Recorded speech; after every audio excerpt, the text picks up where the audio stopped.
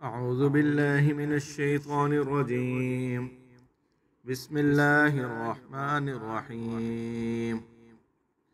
فما لكم في المنافقين فئتين والله أركسهم بما كسبوا أتريدون أن تهدوا من أضل الله ومن يضلل الله فلن تجد له سبيلا ودوا لو تكفرون كما كفروا فتكونون سواء فلا تتخذوا منهم أولياء حتى يهاجروا في سبيل الله فإن تولوا فخذوهم وقتلوهم حيث وجدتموهم ولا تتخذوا منهم وليا ولا نصيرا إلا الذين يصلون إلى قوم بينكم وبينهم ميثاق أو جاءوكم حسرت صدورهم أن يقاتلوكم أو يقاتلوا قومهم ولو شاء الله لسلطهم عليكم فلقاتلوكم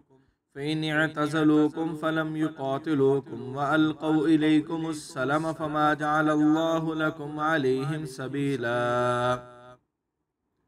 شروع کرتا ہوں اللہ تعالیٰ کے نام سے جو بڑا مہربان نہایت رحم کرنے والا ہے. پھر تمہیں کیا ہو گیا ہے کہ منافقوں کے معاملے میں دو گروہ ہو رہے ہیں اور اللہ نے ان کے اعمال کے سبب سے انہیں الٹ دیا ہے. کیا تم چاہتے ہو کہ جسے اللہ نے گمراہ کیا ہو اسے راہ پر لاؤ اور جسے اللہ گمراہ کرے اس کے لیے تو ہرگز کوئی راہ نہیں پائے گا. وہ تو چاہتے ہیں کہ جیسے وہ کافر ہوئے تم بھی کافر ہو جاؤ پھر تم سب برابر ہو جاؤ. اس لیے ان میں سے کسی کو اپنا دوست نہ بناؤ جب تک کہ وہ اللہ کی راہ میں ہجرت کر کے نہ آ جائیں. پھر اگر وہ اس بات کو قبول نہ کریں تو جہاں پاؤ انہیں پکڑو اور قتل کرو اور ان میں سے کسی کو اپنا دوست اور مددگار نہ بناؤ.